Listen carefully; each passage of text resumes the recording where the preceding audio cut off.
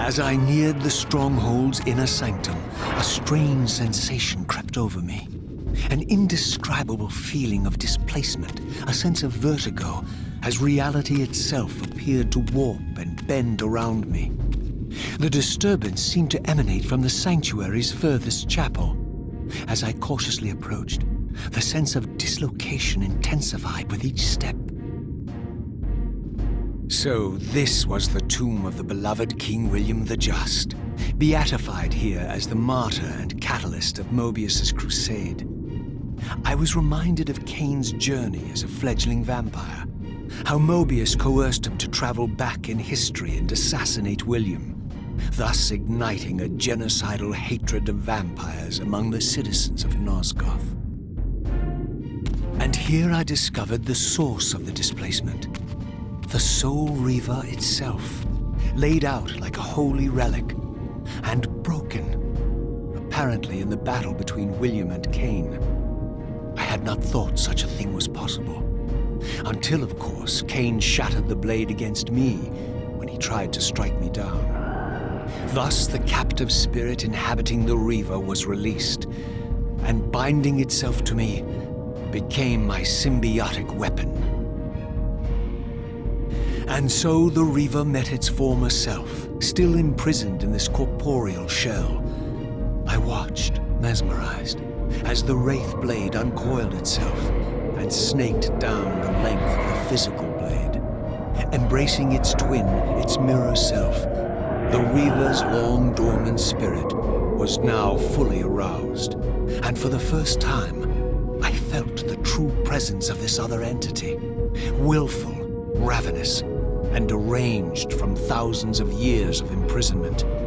The Reaver was now in command, and I, now merely its helpless host, felt my soul being leeched to restore the blade.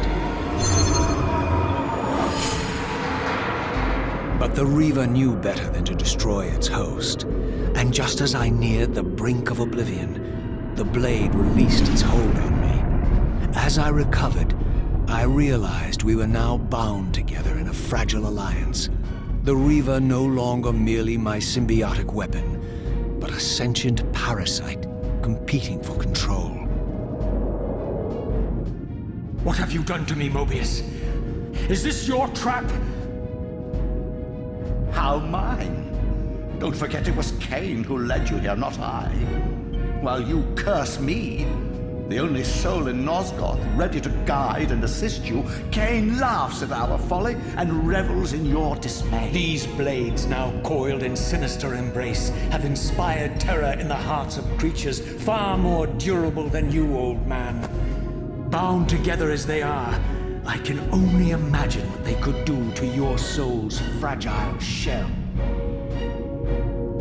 Raziel, I beg you to stay your hand. This was none of my doing.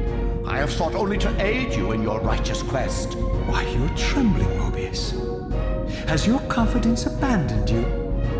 You seem to have made a fatal error by leaving your precious staff behind. Is that where all your courage comes from?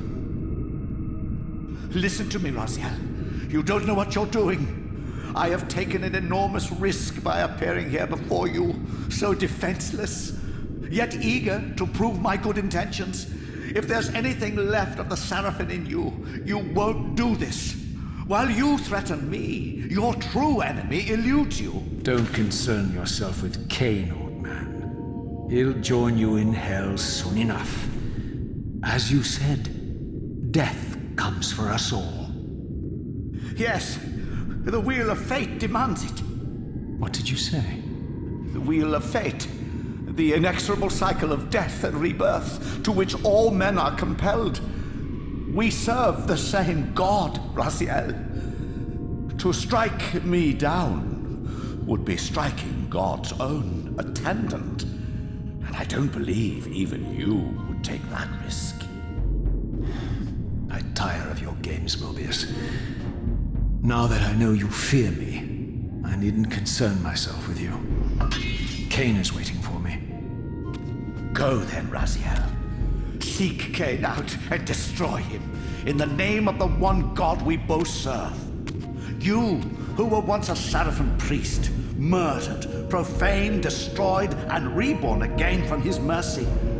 You are now most powerfully equipped to be his agent, his instrument of restoration and retribution. My own vengeance is motivation enough.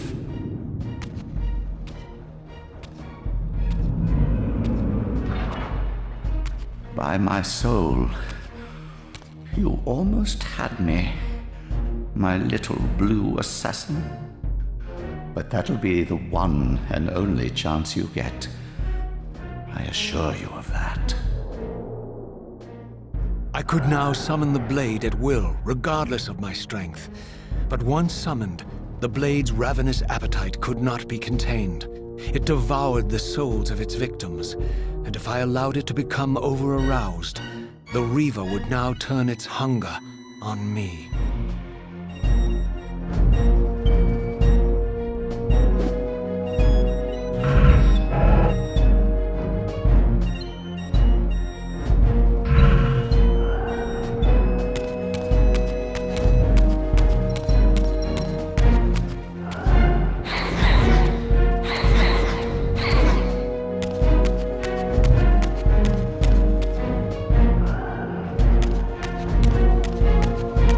So this was the legendary Janos Ordrin, reputed to have been the most ancient and diabolical vampire to have ever existed. According to folklore, he lived high in the cliffs of Nosgoth's northern mountains and preyed mercilessly on the defenseless villagers below. His reign of terror ended when the Sarafan finally hunted him down and tore his throbbing heart from his still-living body.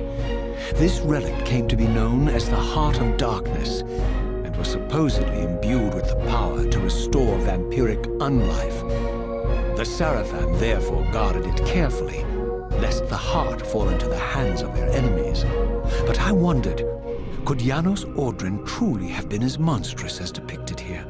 Or was this merely artistic license by the Sarafan, who sought to lionize themselves by demonizing their darkest enemy?